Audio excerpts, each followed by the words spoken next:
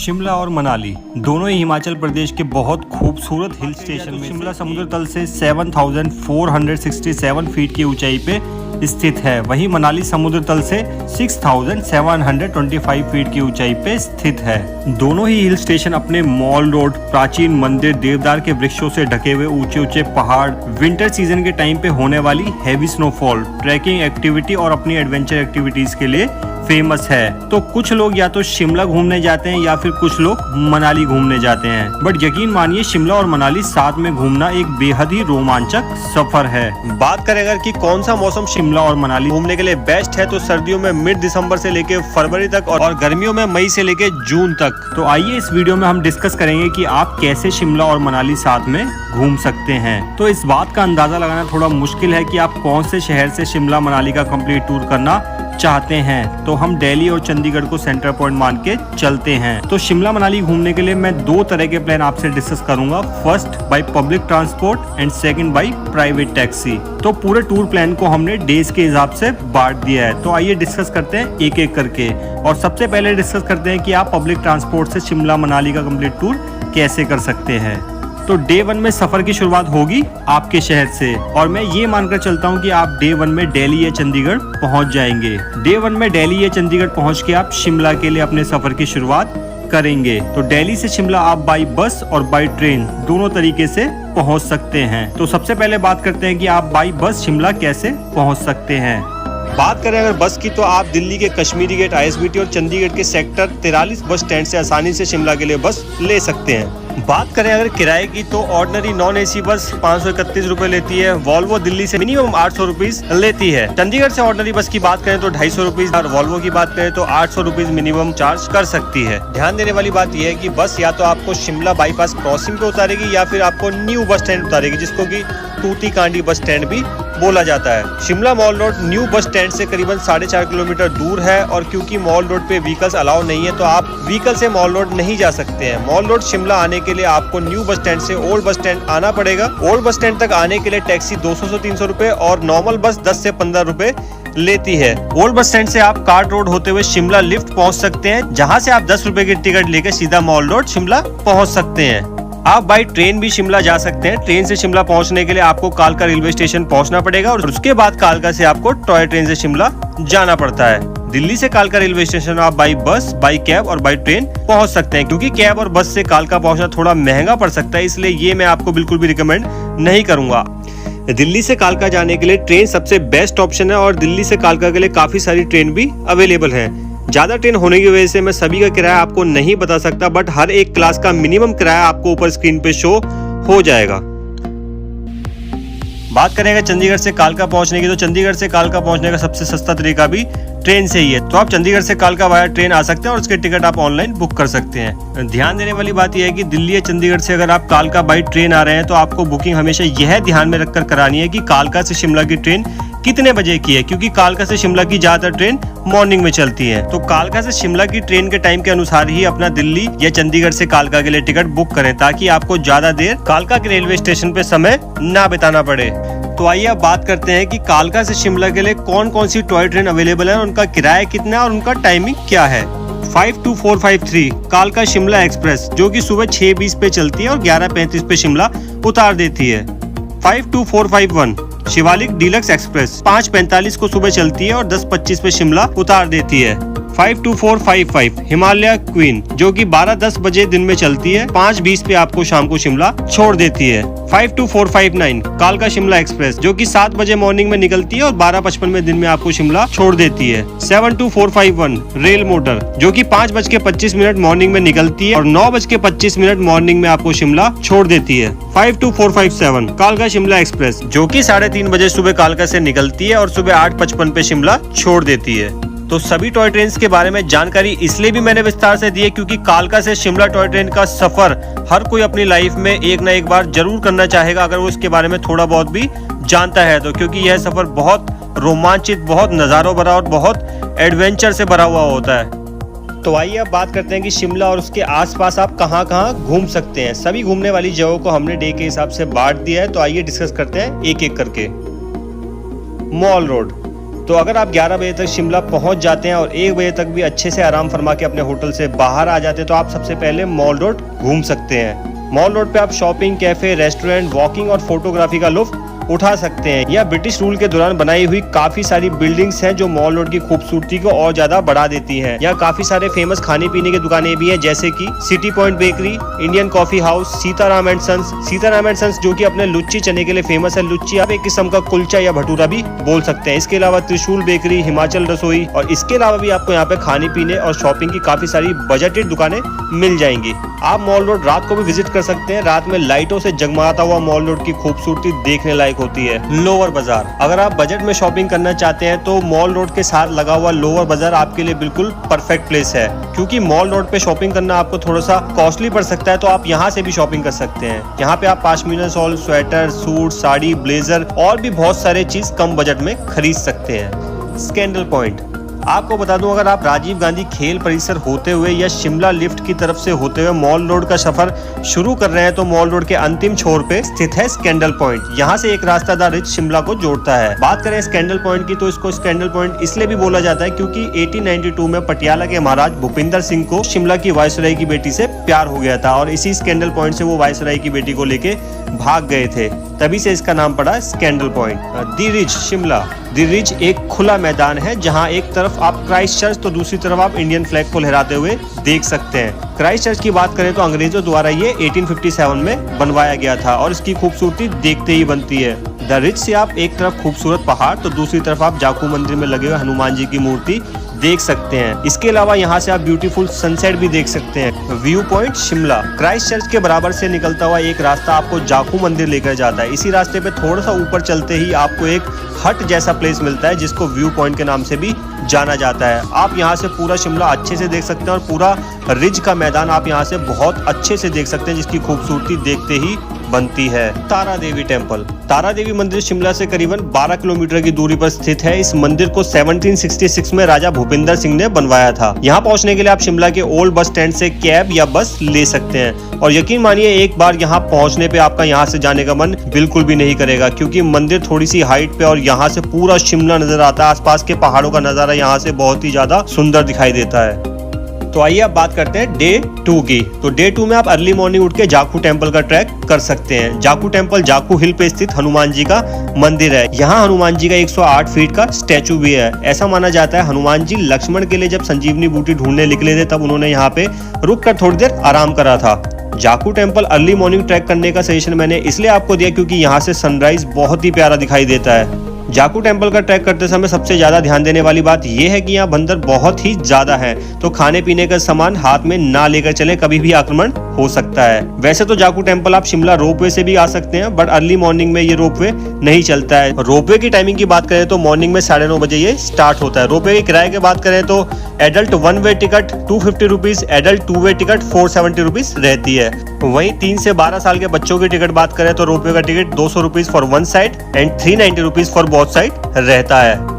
कुफरी, बात करें अगर कुफरी की तो कुफरी शिमला से 13 किलोमीटर दूर है। शिमला से कुफरी बाई टैक्सी 800 से 1200 रुपए लग सकते हैं और बाई बस करीबन 40 रुपए कुफरी तक के लग सकते हैं। वैसे तो आप कुफरी किसी भी सीजन में जा सकते हैं, बट कुफरी घूमने का सबसे best season Jan to Feb रहता है। जनवरी में जब यहाँ स्नोफॉल हो जाता है तो यहाँ के नज़ारे किसी जन्नत से कम नहीं लगते हैं। कुफरी से कुफरी टॉप पहुंचने के लिए या तो आप हॉर्स राइड कर सकते हैं जिसका किराया 500 rupees for up and down रहता है, या फिर आप ट्रैकिंग भी कर सकते हैं। कुफरी में आप नाग टेम्पल विजिट कर सकते हैं। इसके अलावा काफी सारी एडवेंचर एक्टिविटीज जैसे जिप लाइनिंग, गो कार्टिंग वगैरह कर सकते हैं। इसके अलावा आप और भी बहुत सारी एक्टिविटीज कुफरी में कर सकते हैं।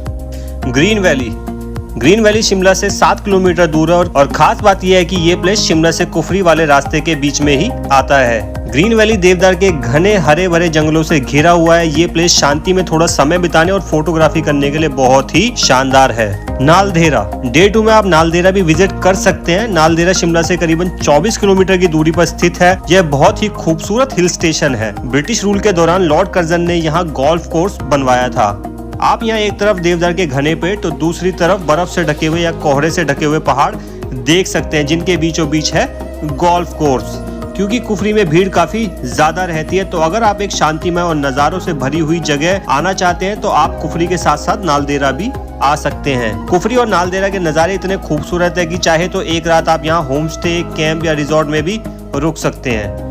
तो बात करें अगर डे 3 की, तो आप इस दिन शिमला से मनाली के लिए रवाना हो सकते हैं। क्योंकि शिमला से मनाली तक ट्रेन रूट अवेलेबल नहीं है, तो शिमला से मनाली का ये सफर आपको बस में ही ट्रेवल करना होता है। आप शिमला के न्यू बस स्टैंड, जिसको तूती कांडी बस स्टैंड भी बोला जाता है, वहां से मनाली के लिए डायरेक्ट बस ले सकते हैं। हिमाचल रोडवेज की ऑर्डिनरी बस 3+2 सीटर 585 रुपीज चार्ज करती है। हिमाचल रोडवेज की डीलक्स बस 2+2 पुशबैक सीटर 695 रुपीज मनाली तक के चार्ज करती है। और अगर प्राइवेट लग्जरी बस की बात की जाए तो pushback seater bus 800 rupees Shimla से मनाली तक के चार्ज कर सकती है। बट ध्यान देने वाली बात यह है कि अगर आप एक बजटेड ट्रेवलर हैं तो आप हिमाचल रोडवेज की ऑर्डिनरी या डीलक्स बस से ही ट्रेवल करें। हिमाचल रोडवेज की बस से ट्रेवल करने की सलाह मैंने इसलिए आपको दी है क्योंकि ये बस मनाली में आपको डायरेक्ट गवर्नमेंट बस स्टैंड पे उतारती है, जो कि मॉल रोड के बिल्कुल नजदीक है। अगर आप प्राइवेट बस से ट्रेवल करते हैं तो वो आपको वॉल्वो प्राइवेट पार्किंग में उतारती है और वहां से मॉल रोड करीबन 2 से 2.5 किलोमीटर दूर है। तो वहां तक सामान के साथ जाने में आपको काफी दिक्कत हो सकती है या फिर आपको वहां तक जाने के लिए कैब करनी पड़ सकती है। तो अगर आप एक बजटेड ट्रैवलर हैं तो कोशिश ये करें कि आप हिमाचल रोडवेज से ही ट्रैवल करें। इसके अलावा आप मॉल रोड के आसपास ही अपना बजटेड होटल, हॉस्टल या होम स्टे भी देख सकते हैं, ताकि लोकल साइट सीइंग वगैरह के लिए आपको आसानी से मॉल रोड के पास बने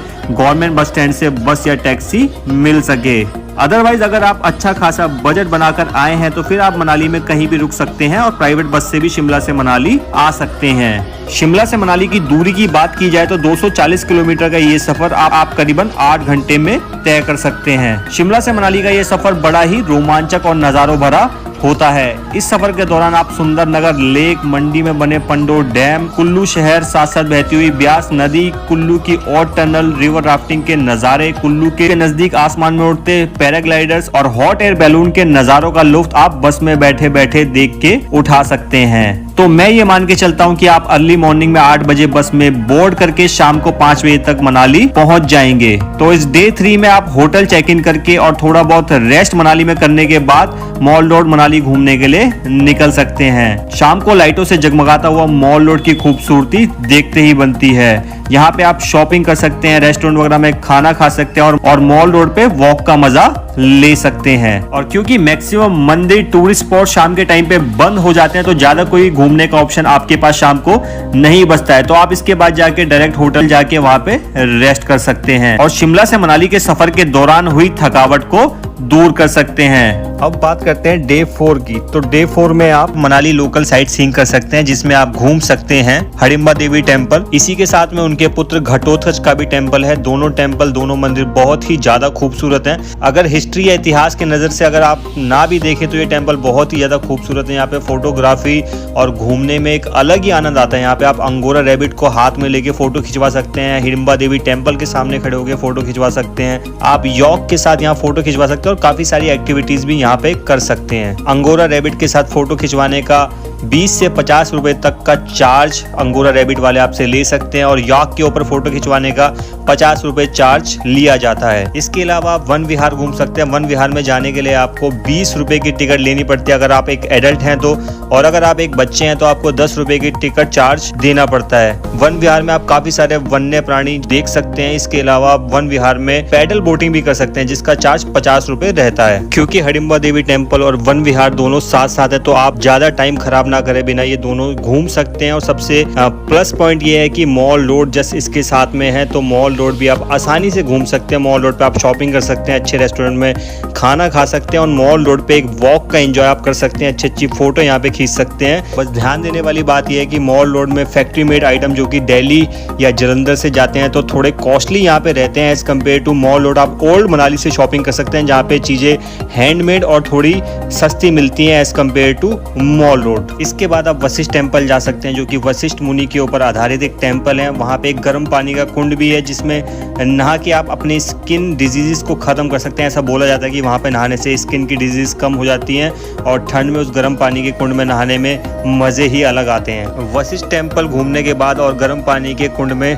नहाने के बाद आप जोगनी वाटरफॉल का ट्रैक कर सकते हैं। जोगनी वाटरफॉल के ट्रैक का रास्ता जस्ट वशिष्ठ टेम्पल के बैक साइड से ही निकलता है, तो साथ साथ आप जोगनी वाटरफॉल का ट्रैक भी कर सकते हैं। जोगनी वाटरफॉल ट्रैक के दौरान आप घने देवदार के वृक्षों में से होते हुए जाते हैं, जहाँ पे आप बहुत अच्छी फोटोग्राफी कर सकते हैं। आप ऊपर से बहती हुई ब्यास रिवर को भी देख सकते हैं, साथ में ढके हुए बर्फ के पहाड़ों को आप देख सकते हैं और बीच बीच में जिप लाइन की एक्टिविटी के भी आप लुत्फ उठा सकते हैं। ध्यान देने वाली बात यह है कि जोगनी वाटरफॉल ट्रैक के दौरान आपको काफ़ी सारे ट्रैकर्स मिलते हैं जो आपसे 1500 से 2000 चार्ज तक की बात करते हैं आपको जोगनी वाटरफॉल पहुंचाने के, लेकिन आप खुद से ये ट्रैक कर सकते हैं क्योंकि उतना ज़्यादा मुश्किल ये ट्रैक नहीं है। आप लोगों से पूछते हुए जाएंगे तो आसानी तक आप जोगनी वाटरफॉल तक पहुंच सकते हैं।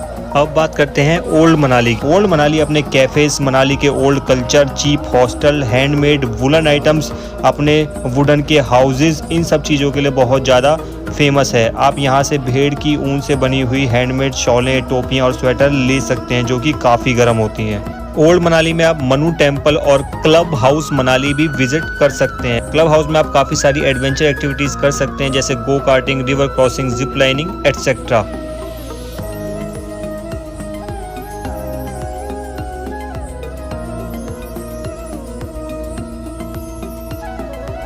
अब बात करते हैं डे 5 की। तो डे 5 में आप स्नो पॉइंट घूम सकते हैं। तो सबसे पहले बात करते हैं स्नो पॉइंट की।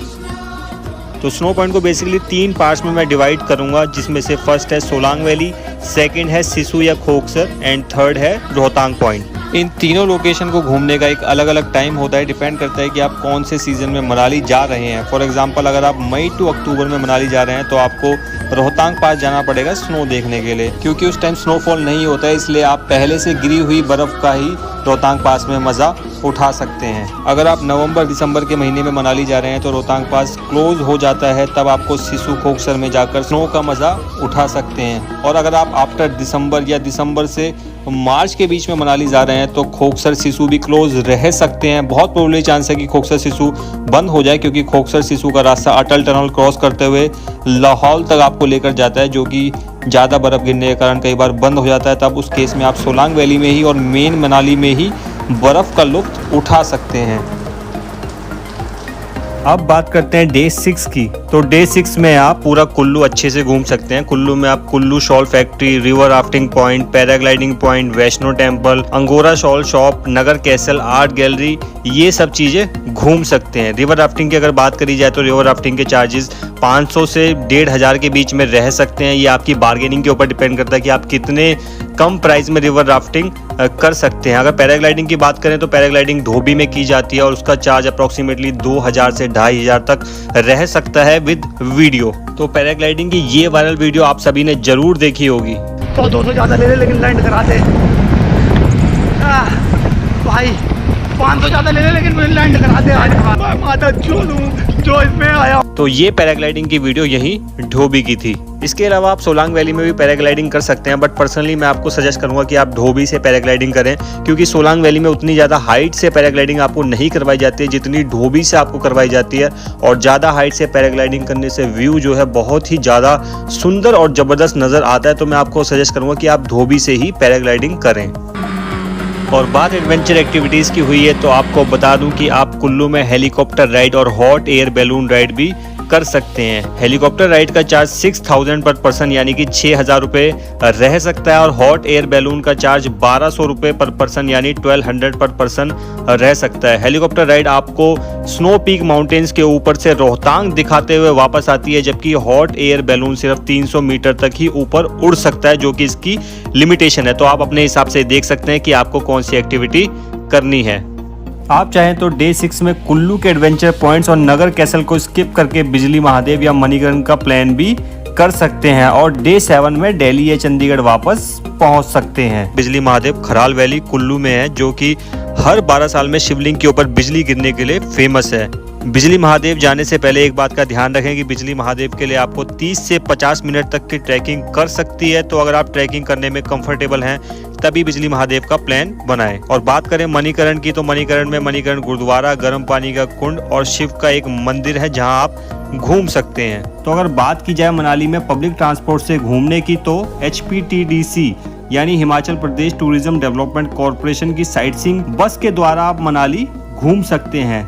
तो ऊपर स्क्रीन पे आप HPTDC की लोकल साइट सीइंग करवाने वाली बसेस के रूट और उनका फेयर देख सकते हैं। इसके अलावा आप हिमाचल रोडवेज की ऑर्डिनरी बसेस में भी पर्टिकुलर साइट सीइंग तक पहुंच सकते हैं। इन बसेस के बारे में जानने के लिए आप HRTC या HPTDC की वेबसाइट पर भी जाके चेक कर सकते हैं, या फिर आप मनाली के गवर्नमेंट बस स्टैंड पे भी इन बसेस के बारे में जानकारी ले सकते हैं। ध्यान देने वाली बात यह है कि अगर आप एक बजटेड ट्रैवलर हैं और आप HPTDC की बस से ट्रैवल करना चाहते हैं, तो बता दूं कि बस हर लोकेशन पे घूमने के लिए आपको एक लिमिटेड टाइम देती है और उसके बाद चल पड़ती है। तो आप अपने मन मुताबिक समय के अनुसार टाइम स्पेंड और एंजॉय नहीं कर सकते हैं। तो इस परेशानी में अगर आप नहीं फंसना चाहते तो आप स्कूटी भी रेंट पे ले सकते हैं, जो एज कम्पेयर टू बाइक थोड़ी सी सस्ती पड़ती है, और स्कूटी लेके आप मनाली की लोकल साइट सीइंग कर सकते हैं, जिसका चार्ज सीजन में 600 to 700 रुपीज रहता है और ऑफ सीजन में 800 to 900 रुपीज रहता है। अब बात करते हैं टैक्सी से शिमला मनाली टूर करने की। तो 2 डेज और साइट सीइंग सेम ही रहने वाली है जैसा हमने अभी लोकल ट्रांसपोर्ट के लिए डिस्कस करा, बट प्राइवेट टैक्सी से टूर करने का फायदा ये है कि अगर आप एज अ कपल या फैमिली के साथ शिमला मनाली टूर करना चाहते हैं तो आप बिना ज्यादा परेशान हुए, बिना ज्यादा बसेस चेंज करे हुए direct Delhi to Shimla Manali and then back to Delhi, या Chandigarh to Shimla Manali and then back to Chandigarh का टूर कर सकते हैं। फॉर एग्जांपल एक Swift Dzire 7 days Shimla Manali tour के लिए 23,000 तक का चार्ज कर सकती है। वहीं शिमला मनाली का 6 दिन का टूर के लिए स्विफ्ट डिजायर करीबन 20,000 यानी 20,000 तक चार्ज कर सकती है। बाकी आप हमसे भी शिमला मनाली टूर का पैकेज, टैक्सी या शिमला मनाली में होटल ले सकते हैं। किसी भी टाइप की सर्विस लेने के लिए डिस्क्रिप्शन में दिए मोबाइल नंबर या इंस्टाग्राम ID पे कांटेक्ट करें।